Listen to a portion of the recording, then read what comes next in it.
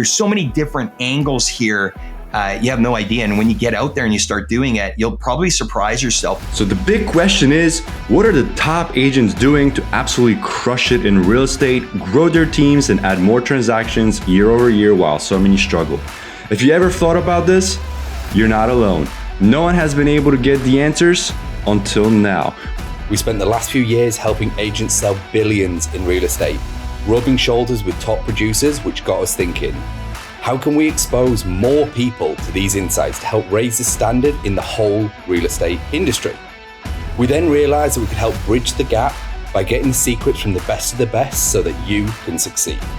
My name is Andrew Dunn. And my name is Peter Michael. Welcome to Elite Agent Secrets.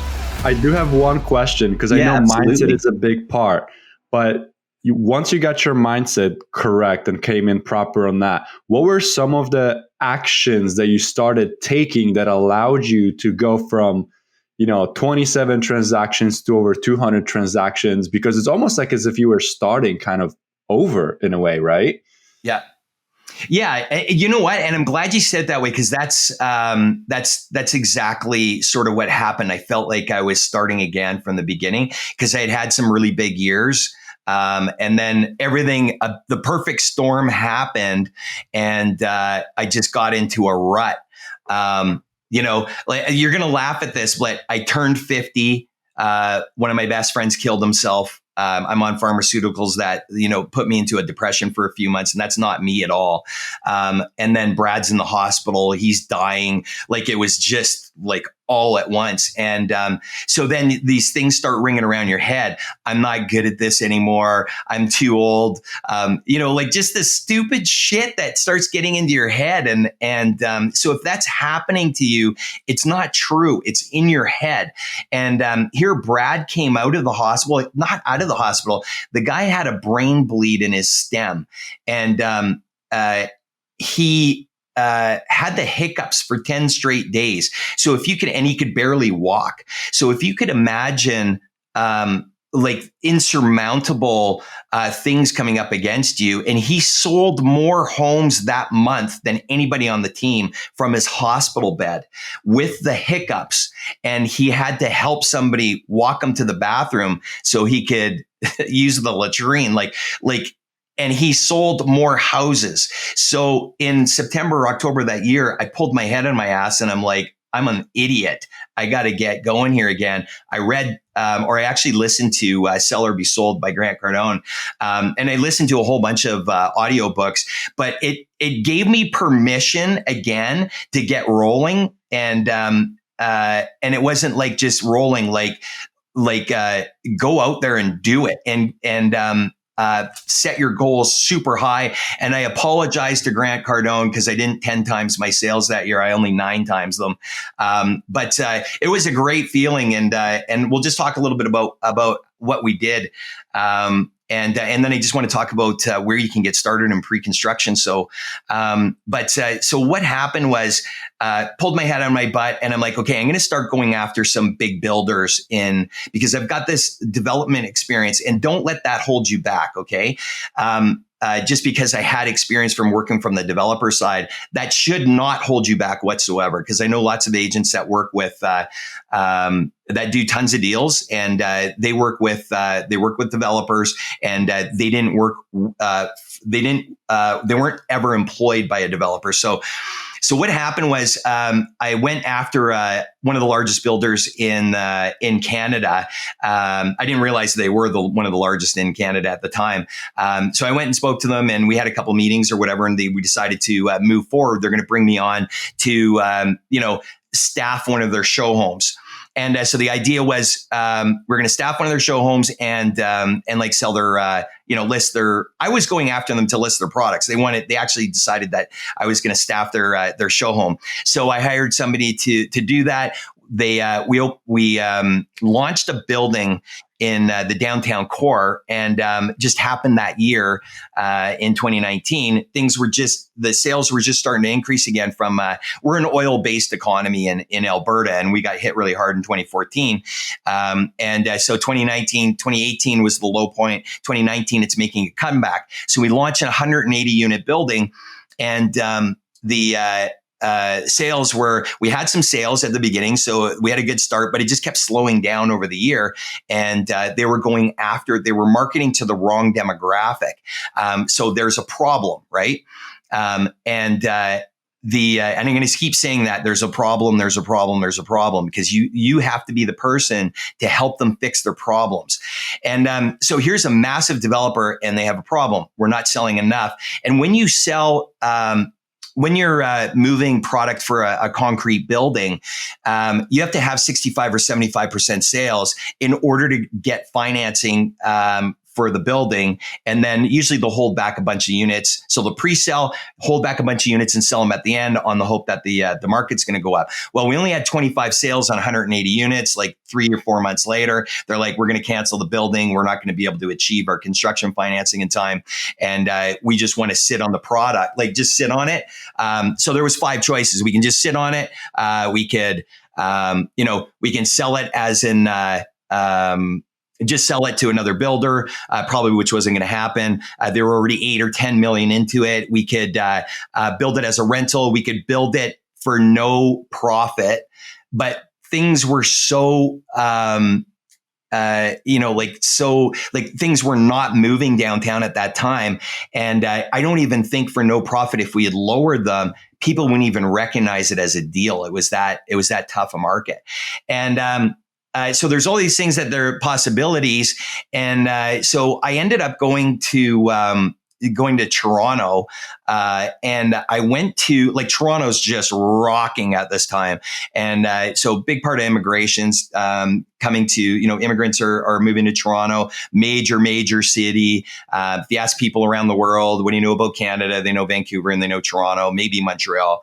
And nobody knows Calgary, right? And so I went there and I went to an opening of a condo building.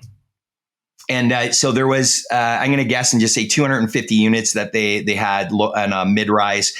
500 agents showed up and everybody's dressed like they're going to the Academy Awards, music's pounding, and they'd kind of rented this big gallery kind of thing. And there's a bar in the middle. They got people running around with drinks, free food, hors d'oeuvres and stuff. And I'm looking around, going, what the hell is going on here? I've never seen this before. So then they did their presentation and, another hour went by and the place was empty after 2 hours. They all grabbed all their information.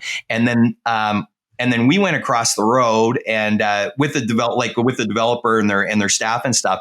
And we're at the restaurant and they were at another table. And I'm looking back at them. I'm like, how many of you guys got sold so far? And they're like, so 3-4 hours later, they're like 50, 75, 100. And I'm going, what the hell? This doesn't exist anywhere. So anyways, I'm texting Brad and I'm going, we're doing this. I'm bringing this to Calgary. This is what's going to happen. And he's like, you're an idiot. It'll never work. Nobody cares. Because that's how he talks, right? That's telling you exactly what he thinks, right? We're doing this. And so I got back and I had a meeting with him and I told him what I saw and I said, here's my idea. And he was like, yeah, we're doing this. This is awesome. So fast forward, a couple months go by. So we put together a plan and I brought it to the developer. Developers, I'll try to quicken this up a little bit, but developers I'm sitting in their marketing meeting. I'm not an executive there or anything. I'm a hired gun. And I'm sitting in there and I'm like, hey, here's what we're doing. Here's what you're doing. Here's the plan. Hand it all out. Okay, everybody disperse, right? And a week later, come back and I'm like, okay, where are we at? We're in our marketing meeting and everyone literally silence, like crickets. And I'm going, this is a problem. And I'm like, what's happening here? And they're like, well, it sounds a little aggressive. And somebody else was like, that sounds hard. And I was like, I just lost my shit. I'm like, are you guys kidding me? We're canceling a building. If you guys want to go to the unemployment lineup, be my guest. I said, but I'm doing this with or without you. So get on board or get out of the way because we're doing it. I wasn't really sure if that was actually what was going to happen or not, but that's what we did. And everybody got on board. And it sounds like it's, that's cool. It all happened and yada, yada. It was insurmountable. Like we just kept running into hurdles and walls and the plan was we're going to go do a presentation like they do in Toronto to Torontonians for the investors that they have there. And we're going to try to sell this building out of province, okay, like across the country, 3,000 kilometers away. And it had never been pulled off, never been done. So we needed to sell the city, we need to sell the economy, and all these things. And we're literally we're sitting on the plane before the presentation. We'd already gone through the price list 100 times, and then Brad looks at me. He goes, "We got to raise it 5,000." And I'm like, I don't know if we can. He's like, "We have to." On the plane after the final price list was done, I'm like, "Hey, sorry guys, we're raising everything 5,000." They're like, "What?" And I'm like, "Yeah, we have to." And that's just one of the things that had to happen. And we had a movie that we put together for it was a 2-minute commercial or whatever on Calgary, and we argued about the music that was going to go till the last minute. I wanted something rocking, and they wanted something a little stupider. So we did the presentation, and it rocked. It was fantastic. It absolutely. We promoted it to a bunch of realtors who, were rocking it in Toronto, and we killed it. It went freaking viral. So we gave it to only a few guys, but my phone blew up for the next week, and we sold 123 firm sales in 1 month. This is a building being canceled. Okay, we sold 123 firm. We had almost 200 orders come in. We couldn't fill them all. And the developer wanted to hold back a bunch of units. 2 months later, I talked him into it. I'm like, let's just sell them and raise the price a little bit. And we sold the rest of them out. Entire building sold in a 6-week period. And it had never been done in the city. And you have to understand, this is the worst economic time ever. There was just a little glimmer of hope that things were coming back. And that's what we just painted this big rosy picture of what things could be. And our economy's definitely taken a turn, and it's taken off again. But at that time, it wasn't, it wasn't there. And so that was the first one we did. And we just rinse, repeat, and we keep doing the same thing. Is this something that's, possible for anybody to do? Yes, but it's something that's down the road, and depending on where your career's at and that. So where do you start? And so where we started was basically we started throwing ads into Facebook, and we were like, hey, this deal on this product, in this. And we were really general. We didn't say the name of the developer or builder, and we didn't say the exact name of the community, because I don't want people just going, "Oh, fantastic, I'm just going to go directly there." That doesn't do me any good. So we started putting stuff out on Kijiji and just wherever we could free. And then we did a little bit of paid advertising in Facebook. So this is way before, this crazy thing that happened, and how we've built up this mass volume of what we're doing right now. And so I put an ad in. I hit we had a database of 10,000 or 15,000 people. It was a little bit old. So we hit that database, and we just said, one of them was are you an investor? Are you looking for this? We've got cash flow properties, or, whatever the sort of the call to action or whatever the deal is. And then we get a few sales from that. And then the Facebook ads, we get a few more. And then, when we hop on the phone with them, we would just qualify them as much as you can, of course. And so you had a script worked out, you qualified them quickly. And then some people didn't want to didn't want to go, do something right now. They're 6 months down the road, which is fine. You don't call them in 6 months, you call them in 3. And then some people, we just kept walking them into that builder because they had a great deal on it at the time. And I think I did about 23 or 24 deals in about a 6 to 9 month period. And that's just on one developer.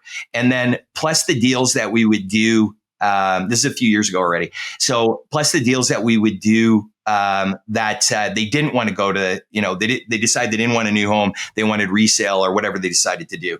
And so that's really how we started on this, and how you can start like as a new agent or a seasoned agent. You just need to really, number one, start doing something. And so I was on Google this morning, talking to a few of my newbies, and I just picked out like Tennessee, Nashville, and I picked out Florida, and I started Googling like new home builders. And after 3 tries, I found an entire list for Nashville. Same thing for Florida, massive list of builders. And then you just have to start looking. Google's a beautiful thing. And it didn't take very long before I found that. And then, so some of the lists are, it's like this builder, 8 communities, and this builder, 12 communities, and then this one and this one. And so then you need to do a little bit of research on where do you live? And this is important because honestly, you don't want to be in your car for 4 hours one way. So obviously, it's going to be important that how far away you go, but it's also the product. So I used to love and this might be different in the UK. I mean, condos might be super super hot, but in our area. I would go after the move-up homes. And why would I go after somebody who's looking for move-up homes? Because they probably have something to sell, and they might be downsizing, they might be upsizing, but the likelihood of them selling something is probably pretty good. And then, so secondly, you can put ads in for buyers, but get out there and start go into those developments. So sometimes you got the developer and you'll have parades of show homes, or you have a developer and there's just the one builder. There's all kinds of different scenarios. And get out there, start talking to the agents or the salespeople. Walk in. Yep, I have buyers. Are you working with realtors? I want to start working this neighborhood a little bit more, and gather information, and then ask them, what are you guys doing with people who need to list? Do you guys have a designated agent that you do that with? And you'd be surprised. I was in a show home. I did 550 deals in like 7 years or something with Cardell Homes. And I had one agent approach me in all that time and ask me who we sent our listings to. And the one agent, I actually had to go out and find somebody to help me. So yeah, it's incredible. Like there's so much business out there that you don't, there's so many different angles here. You have no idea. And when you get out there and you start doing it, you'll probably surprise yourself that you'll start getting listings or buyers or whatever, especially a brand new area. Can you imagine you find out this area is coming in 3 months from now. Then you start advertising, 2 months ahead of time. Hey, this area is coming. And I don't know how Facebook works, but I am betting if you're playing off their ads, you're going to gain some clients just from that. Peter's nodding his head. And 100%. Yeah. And if you're a newer agent, and I had an agent, like, get this. I'm working in an area called Cranston, and it was really, really early in it was only about a year and a half in, or 2 years. Sometimes an area takes off, just takes off at the beginning. Sometimes it's really slow to get it going. This one was a slow burn. And I had an agent come in, and she was like, yeah, I tell my clients not to buy in this area. I'm like, are you stupid? Honest to God, you tell them not to buy in this area because you like this other area better. How about you come in and you start asking some questions and start working with the developer instead of working against them, and seeing where their pain is, where you can help bring clients in. And guess what? If you're bringing them clients in, they're going to be happy to start giving you listings. And you build that relationship from there, and it just flourishes, and stuff's going to happen. Don't walk in and tell them this is the worst community you've ever seen. And like they're, you want to burn a relationship right from the beginning. What are you, the expert? Like, it's hilarious. And it ended up being one of the hottest communities in the city for quite a few years. The community actually started in 1999. It's still going. It was like 1,300 acres or something like that, like massive master plan community. Hey, thanks for listening to this episode. Now, before you go, we're giving access to a private training we did where we revealed the top 3 niches to get listings today completely for free. So if you want access, you can go and download that training at eliteagentsecrets.com. We're regularly releasing new trainings, guides, and cheat sheets, so make sure to head over to eliteagentsecrets.com and sign up so you don't miss out.